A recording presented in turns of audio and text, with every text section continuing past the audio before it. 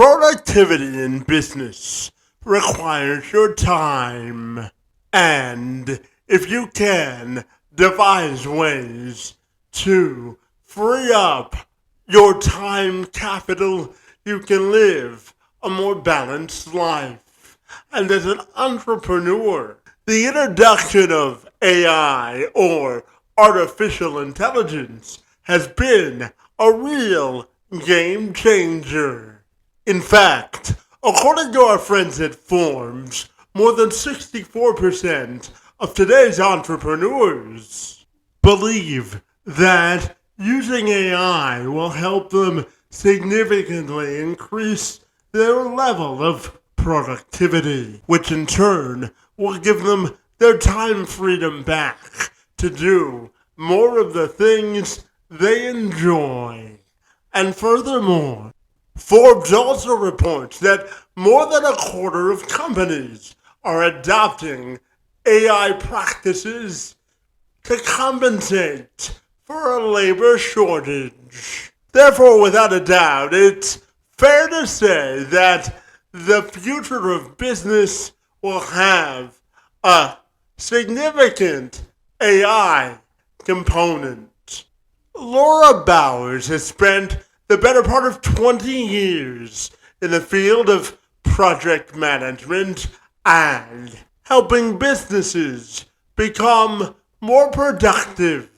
During the course of her career, she's seen the good, the bad, and the ugly when it comes to project management and what works and what certainly does not.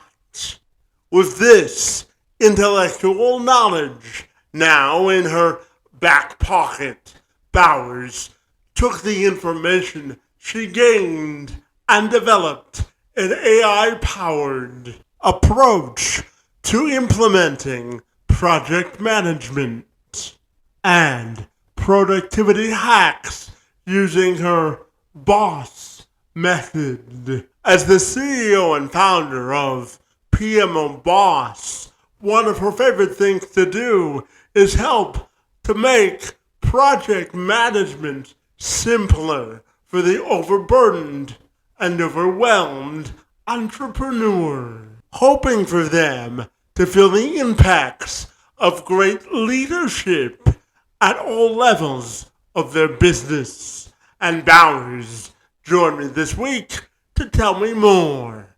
I'm Kevin McShann. Let's have this conversation.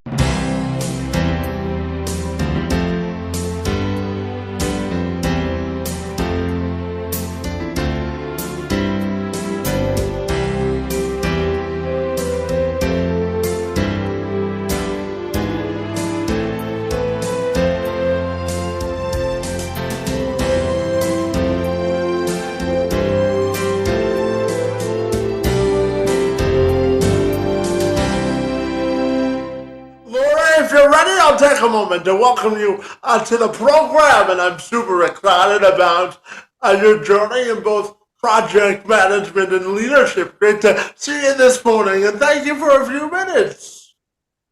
Yeah, thank you.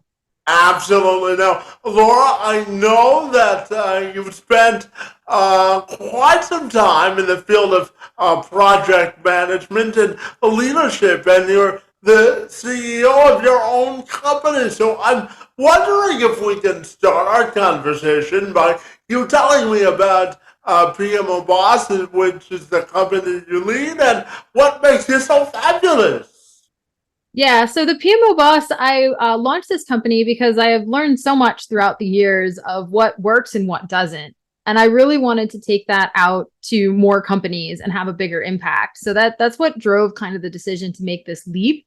I'm really excited because we're engaging in a lot of AI technology and how we can really help businesses do some amazing things. So it's a really exciting space to be in, to merge kind of project management, automation, workflows, process improvement. I mean, some of it's a little nerdy, but I like it. And it's just an opportunity right now to just do some new exciting stuff. Yeah, and Laura, how do you think your life experience has sort of influenced your professional trajectory? Yeah, it absolutely has, right? So, much of my early career, I was just going through the motions, right? You know, I kind of did the very traditional, went to college, got a job, moved up the ranks, found certain things that I excelled at, and that's where I moved up the ladder. But like a lot of people, when COVID hit, I really did some reflecting of kind of what I wanted in life and what was going to be possible for me and my family. And I just saw that there were bigger things to do, and that that coupled with moving me towards looking at personal development and my own leadership in my life, and doing that through the COVID time led me to the decision of wanting to have my own company to make a bigger impact and, you know, ultimately better support my family at the end of the day too, so we could have a bigger and brighter future. Yeah, and Laura, I want to talk to you about the idea of inclusion. You know, I'm Mhm. a huge believer in the power of diverse perspectives. You know, outside of hosting this podcast, Laura, I help businesses better infuse a more inclusive culture for folks with Mhm. disabilities in the workplace culture. So I'm curious to ask you about workplace inclusion. How do you view that as well? Yeah, I agree with you, right? The diverse perspective, I think, really gives businesses a competitive advantage. You know, if you're not just always looking at the same cookie cutter solutions that the same type of people are going to be coming up with over and over again, you can give yourself a competitive edge. And there's so much to be learned from one another that it doesn't make sense to be exclusive, right? Like it just to me the inclusivity of the perspectives and the different challenges that people have and think through, right? That just comes up with a greater outcome and products at the end of the day. Yeah, absolutely. And, you know, Laura, I'm also curious to get your thoughts on the idea of allyship and really Mhm. accepting a different, diverse groups of people that you may not necessarily work with on a regular basis. So, what's your thoughts on the concept of allyship? Yeah, a couple things come to mind. In my previous life, I was working with IT products, right? I was a IT program manager, and we had to make sure we had accommodations for all types of work scenarios. So we had the opportunity to listen to different people and what they needed and the types of tools and technologies that made things easier for them. And that was a big learning experience because it just exposed me to so many things. We also had requirements to make sure that any type of content that was being put out was compliant, right, and could meet the different needs of people's abilities. So that has all been a great perspective, and having the opportunity to listen to those people and being in a community where that was welcomed and encouraged, I think was a refreshing perspective for me to be part of. Another thing that comes to mind, and it's not a direct correlation, but very early in my career, I was part of a marketing team, and the lead marketer had a rule where the most entry level person had to speak first, and this was to ensure that that diverse perspective was heard, right? So they made sure everyone in the room had a voice, regardless of experience or contribution level or any of that stuff. And it was encouraging because you felt like you could speak there, right? You felt like you had a voice. And I think everyone should have that opportunity. So I think practices like that could go a long way with inclusivity and allyship. Yeah, absolutely. And Mhm. Laura, as you mentioned before, that you work a lot with AI and sort of bringing that to the notion of productivity, and you've created sort of your own boss method. So I'm wondering if you could tell me about it. Yeah, so what we like to do, essentially, it's a assessment, right? We come in and we will baseline, which is the B. You will baseline where you're at by doing a comprehensive assessment of what is happening in the company on a day-to-day basis. And then we look at those processes to evaluate what can easily be handed over to AI. Now we're really, really diligent to keep the humans involved, right? Like it's one of our pillars is that we operate with integrity. So we're not trying to just push everything off to AI and have everything be bots and computers and stuff, but looking at what can easily be completed through AI is usually the routine tasks that are time consuming, right? That keep people from doing the important things like generating leads or working on strategies and things that actually take the human element. So we through that, we offer an outline, which is the O, to what we recommend. We work through the setup for the first S to get you going. And there are some things that you can do with kind of off the shelf tools that exist. And then there's other things that actually require some intelligent workflow development. And I have a team that I work with that will help that piece. And then we leave you with the final S, which is sustain, so that you can then, run off into the future more efficiently. Yeah, absolutely. And Laura, I'm curious to ask you about the notion of opportunity cost in business and what that term means to you on a broader scale. Yeah, so that really strikes a chord, especially as it relates to AI, because we are still kind of in that early adopter curve, right? Like there's a lot of people that don't know what to do with it. It can be overwhelming because there's so much happening with it right now. And I think that looking at the opportunity cost of engaging or not engaging is something a business needs to consider. I'm personally of the opinion that the opportunity cost of not engaging is greater because this technology is here and there's really no avoiding it. That's actually been here for years. It just hasn't been available to the public until more recently at the level that it is today. So there's a huge opportunity cost in the efficiencies and the time that will be gained by diving in. Yeah, and I know one of the reasons you started this company is you wanted to assist overburdened entrepreneurs better manage sort of their project management systems. And Mm-hmm. let's talk about the idea of the overburdened entrepreneur and it's sort of the trends you're seeing in today's workforce and uh, why sort of embracing technology or AI is beneficial to the overburdened entrepreneur. Yeah, I think there's just a tremendous amount of kind of daily mundane tasks that have to be done, right? There's this operational force that goes no matter what when you run a business, right? There's always things like timesheets and invoices and social media, right? These things that take up a lot of time, but aren't necessarily getting the impact to your customer, right? You want to be working with your customer, serving your customer so that they get what they need from whatever product or service you're offering. So, an entrepreneur, I think it's really easy for them to get overwhelmed in the mundane stuff because that has to happen. But then they're sacrificing their customer service and their ultimate uh, product delivery, right? So this opportunity to leverage time saving tasks or hacks, right? And a lot of them are supported by AI, can free up their time. And that's like the gift of time. Who wouldn't want that? The gift of time to have more time in your day to do the important things. It's just it's remarkable that there's technology out there now that gives time back. Oh, well, it's something that I think that we can all appreciate the value of time, right? Mm-hmm. Yeah.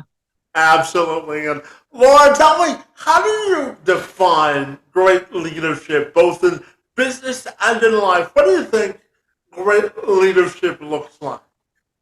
For me, it's empathetic leadership. I think any leader that leads with empathy is ahead of the curve. Because at the end of the day, you need to inspire people, and people have people problems, right? We've all got so much going on in our life. There's just so many responsibilities. We're at a place in society where it's like go, go, go. And you actually have to almost schedule downtime, right? Like you really have to be mindful about slowing yourself down in today's world. So I think if a leader can recognize that most people want to do good, most people want to make an impact and feel like they're part of a team. And if you have a leader that can resonate with that, you're going to have a much more motivated workforce and people that are excited to wake up and come into work and work on a shared mission. as opposed to just like grinding the axe or come in and do your tasks and go home, right? So I think the first version of that is much more rewarding and beneficial for everybody. Yeah, absolutely. And, Laura, I want to drill down on the concept of focus as an entrepreneur and really also balancing that with the appropriate work-life balance. As Mhm.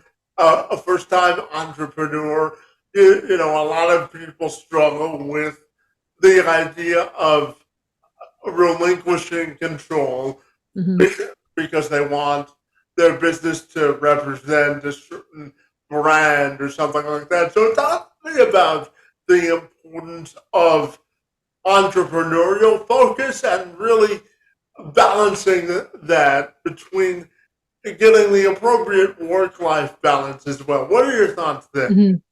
Yeah, so I've worked with some coaches. I've been lucky enough that I've had some coaches help me as I've gone through my entrepreneurial journey. And I've implemented kind of a tactic where I have a list that's called my next action, right? It's not necessarily a to-do list, but it's the thing that I need to address next, right? So I know exactly where I need to focus my energy as soon as I sit down at my desk. I'm not starting from a place where I'm trying to figure out what to do. Like I've already evaluated as new things come up to do, I rack and stack them kind of immediately so that it's very clear where I need to hop to next. That has really helped with my focus because I'm not wasting the time every day evaluating what has to get done at any given point and then trying to figure out where my energy is best spent. Um, so that has been very helpful. The second part of that, um, trying to figure out where we were with that one. Yeah, I Oh, was just delegation, yeah, right? I So was just asking about delegation. Yeah. yeah. So if you are at a point in your business, right? If you're a solopreneur, it's probably very difficult. There's nobody to delegate to other than to bring in services. But if you do have a team, if you take that time up front to map out processes, provide instruction, you are training your people to give the answer that you would give, right? And represent the brand in the way that you would. So I think delegation can be hard when people don't take the time up front to define their expectations and clearly give instruction. I feel like it goes wrong when they'll assign a task and then the person doesn't do it the way they thought they would do it. And it's usually because they haven't been trained or coached properly. So if you will take the time up front to train people and hand things off, I mean, your life will get exponentially better because you'll just have to worry less about how things are getting done. Well, I have to tell you, if you are a powerful delegator and you do it effectively, you get so much of your own personal time back, don't you? Right. Right. And that's what again, that's what everybody wants, right? You want that time freedom. I have yet to meet a person that didn't want time freedom. Well, that will be a line that will never diminish. I promise you that. Okay. And Laura, what do you think it means to be an effective multitasker? hmm So this one's a little tricky because I don't actually believe in multitasking. I really don't think it's possible for the human brain to efficiently multitask. I do think that you can engage in what Tony Robbins calls net activities. So this is no extra time.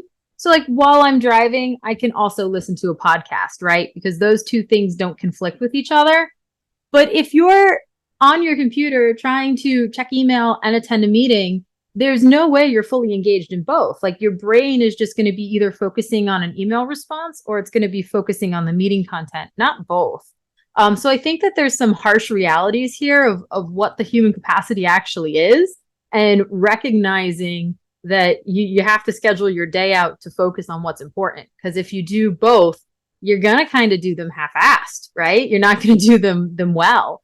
So I think multitasking is a little bit of a farce that people need to come to terms with.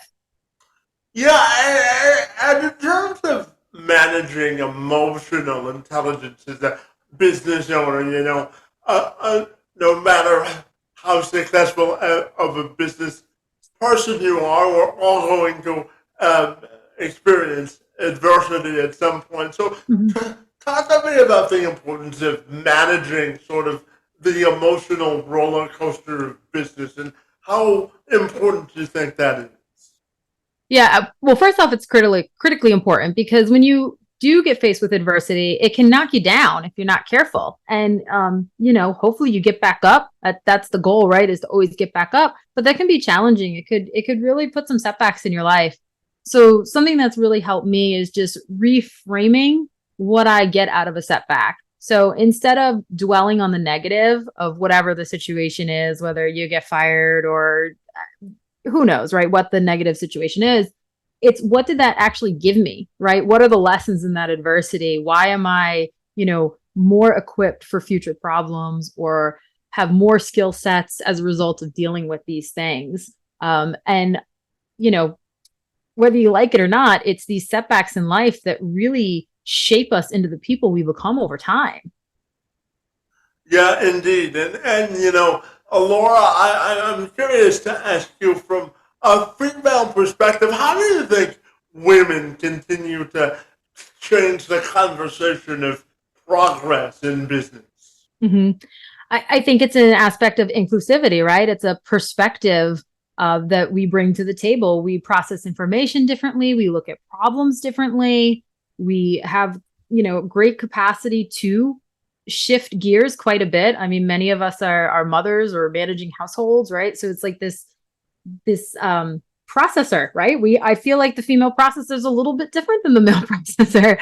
And when we are able to share those opinions, it's the exact same concept we talked about earlier with just the inclusivity of opinions brings better conversations to the table. Yeah, and Laura, I'm curious, how do you define a business victory? Mm. Yeah, they're all over the place, right? You can look for small victories, you can look for big victories. Like I know for me, when I first took this leap into my business, getting like my first client was a victory lap, right? It wasn't going to change my life overnight, but having my first client was a huge victory. And then now as I move forward to bigger financial goals, like there's victory laps all over the place. If you look for them, right? And I think it's important to look for victories as you go instead of just shooting for the moon. Well, it's always important to celebrate the small wins, right? Yeah, exactly. Absolutely. And Laura, how do you define life prosperity? Mm. Well, prosperity for me, it's a combination. Obviously, I want financial prosperity. I think again, it's something everybody aims for is some financial freedom. But I am really excited that I'm going to have the opportunity to do it through impact. In previous roles, I don't know that I really felt fulfilled in the way that I was having a huge impact, and now I'm going to be able to help really just shape businesses to be more successful and generate greater products out into the world. I mean, I think so many entrepreneurs are doing interesting things and helping that move forward.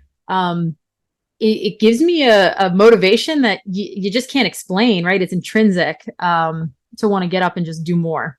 Yeah, absolutely. And, Laura, my final question for you this morning has to do with your own personal and professional legacy and how you want your legacy to be defined.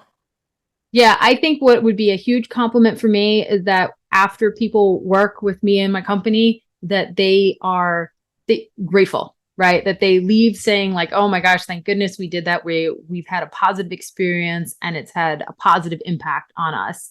From a professional standpoint, I mean that's what you want, right? You want happy customers going out doing big things because of the way you were able to support them. On a personal level, it's creating a future for my daughters that was better than mine, right? I think every generation wants to move the needle. So, I've taken things further than my parents' generation, and I hope my daughters take things even further than I've been able to. Yeah, absolutely. And Laura, I see the map behind you. So is there any significance behind it, or are you a traveler? What's the necessity for the map behind you? Yeah, travel is definitely one of my. I wish it was a bigger hobby than it was. I wish I was traveling more than I am, but I have gotten around a little bit. I do mark off on the board when I get to go to different countries, which is always a incredible experience. This particular map is from a company called Enjoy the Wood, and they are actually based in the Ukraine. And this was a product they sold when the war started. Their factory got bombed and destroyed and they had to rebuild.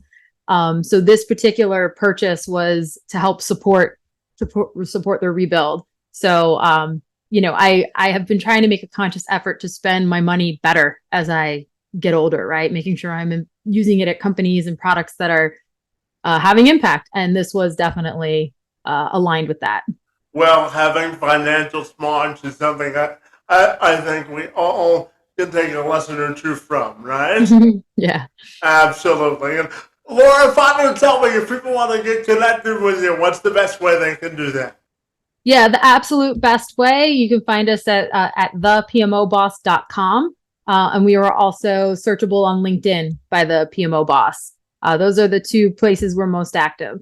Well, fabulous, Laura. I really enjoyed our conversation about women in leadership, AI, and business, and everything in between. Your work in the space and time on my behalf is most appreciated, and I want to thank you for being here this morning. Yes, thank you so much for having me on the show. I really enjoyed the conversation.